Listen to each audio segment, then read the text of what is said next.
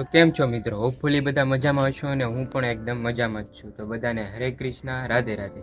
તો અત્યારે સવારના 4:45 વાગી ગયા છે અને આપણે બહાર જવાનું છે.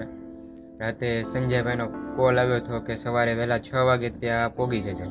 તો ફટાફટ નીકળીએ અને આપણા સાથે છે અત્યારે પિયુષભાઈ હારે છે. ત્યારે એને જગાડ્યા કે પિયુષભાઈ ચાલો તમે પણ. તો પિયુષભાઈ આપણે હારે છે તો ફટાફટ હવે પહેલાં નીકળીએ. બાકીની વાત તમને હું ત્યાં જઈને કરું કેમ કે મોડું થઈ ગયું છે.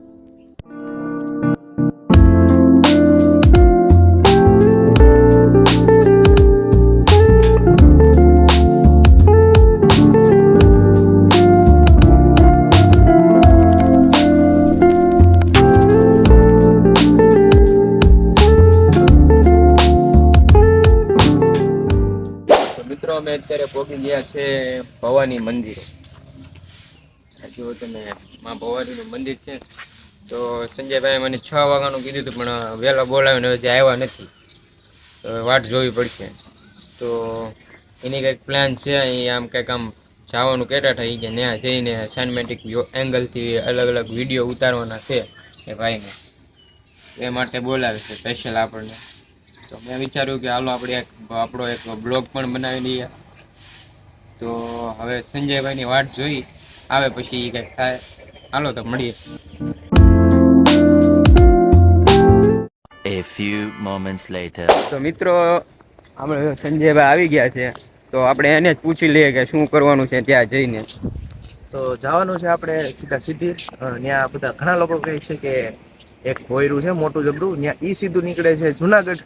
તો આપણે એ બતાવવાનું છે. તો બ્લોગમાં છેલ્લે સુધી રહેજો. બ્લોગ ગમે તો લાઈક શેર અને ચેનલને સબસ્ક્રાઈબ કરજો. હર હર મહાદેવ. તો હવે આપણે જવાનું છે. તે લોકેશન હાઉસ છે આમે છેડે. તો ત્યાં સુધી છેડ જવાનું છે. તો બ્લોગમાં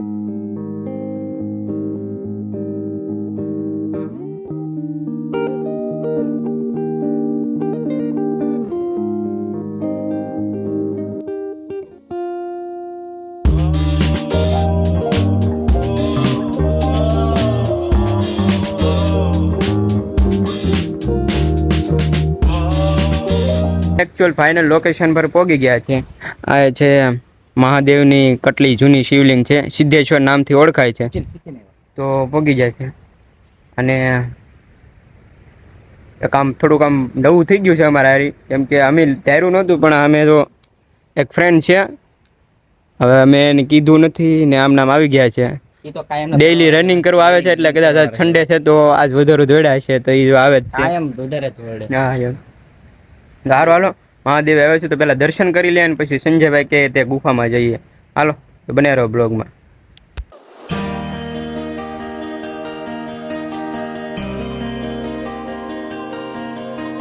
તો સચિનભાઈ આવી ગયા છે અમારે. રનિંગ કરીને આવ્યા કે ઠેઠ સુધી? ડેઈલી કરવાની રનિંગ. હા, આ સન્ડે છે એટલે વધારે દોડી જાય છે. તો જો આ સંજયભાઈ ભેગા અમે આવ્યા હતા બ્લોગ બનાવવા. તો અમારો બ્લોગ પણ શરૂ છે. અને આ જો સચિનભાઈ આવી જાય રનિંગ કરવા સવારમાં આવ્યા હતા. તો મહાદેવના દર્શન તો કરી લીધા. તો હવે ગુફા તરફ જઈએ. તો ફાઇનલી કચ્છ મહાદેવના દર્શન થઈ ગયા છે. તો હવે સીધા ગુફા તરફ જઈએ છીએ. જો બાકી જો આવું હાલીને જવાનું હોય છે. અને હું આમ કાદા જેવું કાદાસ કહેવાય ને શું કહેવાય કોમેન્ટ કરીને કહો કાદાસ કહેવાય ને. તો આવું હાલીને જવાનું છે. બાકી જો અહીંયા આવો તો સંપલા બંપલા પહેરીને આવવાનું. અમને નહીં આવો નગર પગમાં વાગી જાય એવું છે. તો બાકી હવે સીધા ગુફા તરફ જઈએ છીએ. આપણે તો પહેલી વાર ગુફામાં જઈએ શું ગયા નથી એક વારાના સિવાય. બાકી જો લોકો આમે ચાલે છે સંજય આગળ છે. આપણી બ્લોગ બનાવતા પાછળ હાલ્યા જઈશ. સારો હાલો બ્લોગમાં એન્ડ સુધી રહેજો અને બ્લોગ ગમે તો લાઈક કોમેન્ટ અને સબસ્ક્રાઈબ કરી નાખજો. હાલો મળીએ હવે સીધા ગુફામાં જ.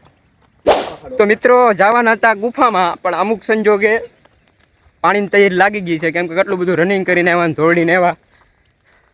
તો થોડોક હાફ ચડી ગયો ને પાણીની તૈયારી બહુ લાગી ગઈ. તો સામે એક આશ્રમ છે. આશ્રમ તો નહીં પણ એક મઢી છે. તો ત્યાં એક બાપુની મઢી છે. તો ત્યાં સીધા પાણી પીવા થઈ. ફૂલ તરસ લાગી ગઈ યાર.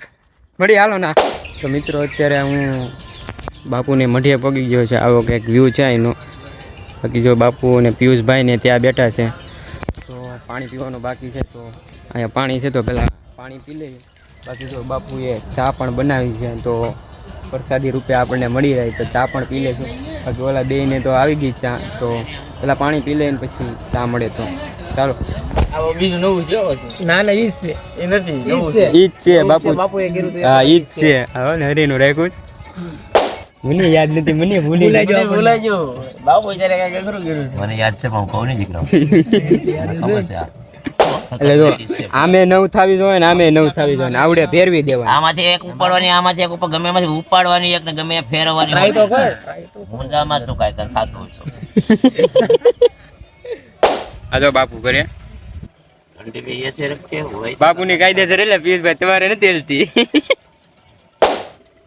તમને કોઈને આવડતું હોય તો કમેન્ટ કરજો. બાપુ જો હરી ઊભી રાખી દીધી. હરી આખી ઊભી રાખી દીધો. એવો બાપુ કેવો નિશાનો કેવો છે બાપુનો? બાપુને IPL માં જવાની જરૂર છે. હા બાપુ, બાપુ તમારે IPL માં જવાની જરૂર છે. નહીં કાચ હોય તો 100 ફૂટ 10 ફૂટ થી ઉડાય તો. હા. લેવા આવી પડે. હા ઈ તો છે હો બાપુ. સંસારમાં મોટામાં મોટી વસ્તુ કઈ? સંસાર મોટા મોટી વસ્તુ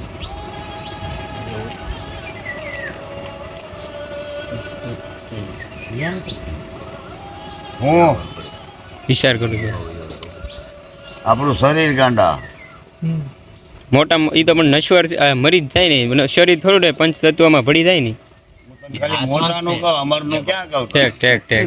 નાસવંત તો છે જ. હા આમે કોઈ મતલબ નથી. હારામાં હારી વસ્તુ શરીર. શરીર તો ગમે. તો બાપુ અમારા આટલું કેરી લઈને આવ્યા. આ પહેલી વહેલી જ છે. હા ભાઈ, એમ બાપુ? આ પહેલી જ કેરી છે, તમને ખવડાવી દો. તો બાપુ એ પ્રસાદી પેલી વેલી આપી. અલે બાપુ પેલી સીઝન ની કેરી ખવડાવી દીધી એમની પ્રસાદી રૂપે.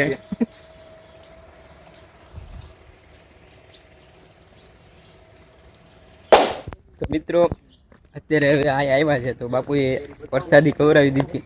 હવે એમને એમ કીધું કે એક અંદર આટો મારો. જો પાછળનું ખેતર છે, તો અત્યારે આ આવ્યા છીએ મિત્રો. અત્યારે નીચે તો ઉતરી ગયા છીએ અમે, અને અહીંનું વ્યૂ એકદમ આવું છે કંઈક. ચારે બાજુ આમ તમે કેરીનું ઝાડું જોયું, મેંગોનું, તો અહીંયા કોકોનટ ટ્રી છે ઘણા બધા. બાકી અહીંનું વ્યૂ એકદમ બ્યુટીફુલ છે. જો આવી જગ્યાએ રહેવાનું હોય તો મજા આવે આપણને, એક અનોખો જ આનંદ આવે. તો હવે સીધા આમાં અંદર જઈએ છીએ. અંદર શું છે એ જોઈએ આપણે. બાકી જો અમારા રે સચિનભાઈ ને પિયુષભાઈ ને સંજયભાઈ પણ બ્લોગ બનાવતા બનાવતા આવે છે.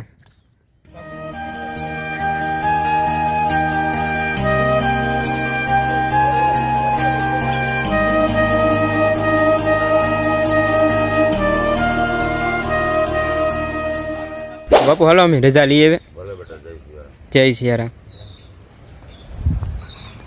મિત્રો અહીંની પ્રસાદી લઈ લીધી. બાપુએ પહેલા સિઝનની પહેલી કેરી ખવડાવી દીધી, અને ચાની પ્રસાદી પણ આપી દીધી. અને હું તો ચા પીતો નહોતો, એટલે બાપુએ સ્પેશિયલ મારા માટે દૂધ બનાવ્યું, તો એની પ્રસાદી લઈ લીધી. બાકી હવે ગુફા તરફ જવાનું છે, કેમ કે ઘણું મોડું થઈ ગયું છે. તો હવે ફટાફટ ગુફા તરફ જઈએ. મિત્રો પહોંચી ગયા છે અમે ગુફા તરફ. આ જો સામે ત્યાં ગુફા છે, તો ફટાફટ પહેલાં અંદર જઈએ અને જોઈએ. હું પહેલી વાર આવું છું, પહેલી વાર વિઝિટ કરું છું, તો બના રહ્યો બ્લોગમાં. સીધા અંદર જઈએ આપણે અને જોઈએ શું છે અંદર ગુફામાં. એવું તો મિત્રો આ છે ગુફા, કંઈક આવો વ્યૂ છે ચારે બાજુ. આમ અંદર તો અંધારું અંધારું છે. બાકી ગુફામાં શું છે મને પણ નથી ખબર. સંજયભાઈ કહે છે કે ગુફામાં જોયા જેવું છે કંઈક. તો હવે સીધા ગુફાના અંદર જઈએ આપણી. અને શું કહેવાય કોમેન્ટ કરીને કહો, શું કહેવાય પિયુષભાઈ? આને કેટલો કહેવાય? કેટલો ન કહેવાય? લોડિંગ છે એ ઓલી ડેદરિયા ન હોય ને એવું છે એમ ને. પિયુષભાઈ કંઈક નામ દેશે. બાકી તમે કોમેન્ટ કરીને કહો કે આને શું કહેવાય. જો અહીંયા છે મિત્રો, અમે અત્યારે આવી ગયા છે ગુફામાં. ગુફાનો વ્યૂ કંઈક આમ બહારનો આવો છે, અને અંદર કંઈક આવું છે. અંદર છે પણ રિક્સ બહુ લેતા નથી અને અંદર જતા નથી. તો આપણે તો બહુ કાંઈ ખબર નથી, તો સંજયભાઈ આપણે હારી છે તો એ આપણને જણાવશે શું છે ગુફા વિશે. તો ગુફા વિશે તો એ છે કે માએ જાણેલું લોકો કીધેલું છે કે આ ગુફા છે સીધું નીકળે છે જુનાગઢ માટે, કારણ કે આપણાથી મોટા વૃદ્ધ માણસ હોય એ લોકોએ થોડુંક આપણે શું કહેવાય પેલા કેવડું કીધું હોય ને કે અહીંયા ત્યાં નીકળે છે. તો અમે પણ બસ ખાલી ઈ જોવા આવ્યા હતા કે હકીકતમાં સાચું છે કે નહીં. બટ આ જો કોઈ જોયું હોય કે આ ભાઈ સાચું કા નીકળે છે તો જરા કોમેન્ટ કરી દેજો કે ભાઈ આ સાચી વાત છે કે આ ગુફા સીધી નીકળે છે જુનાગઢ. તો સારું, ચાલો કેવો લોક કેવો લાગ્યો જરા કોમેન્ટ કરી દેજો. બાકી તો તમને ખબર જ છે. હર હર મહાદેવ, રાધે રાધે.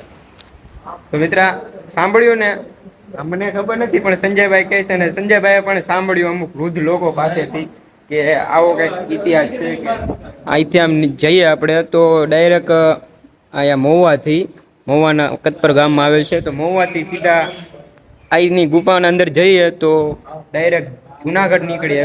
કોઈ ગયું તો નથી અહીંથી અમારે, બાકી એવું કહેવાય છે. બાકી શું છે સાચું હકીકત છે, બાકી તમને થોડુંક ખબર હોય તો કોમેન્ટ કરીને કહેજો. બાકી સારું, ચાલો હવે થોડું થઈ ગયું છે તો હવે ઘર માટે રવાના થઈએ.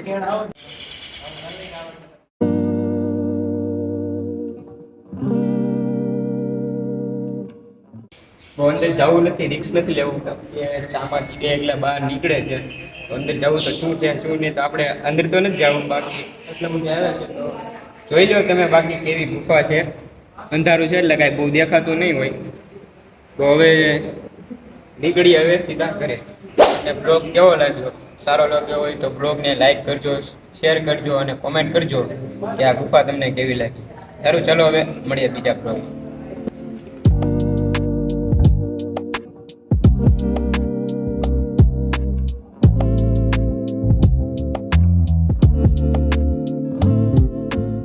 મિત્રો તમે ગુફા જોઈ લીધી અને તો સંજયભાઈનું ફોટોશૂટની ચાલુ છે તો ફોટોશૂટ બૂટોશૂટ કરેલા, બાકી પછી આપણે નીકળી આવ્યા ઘરે.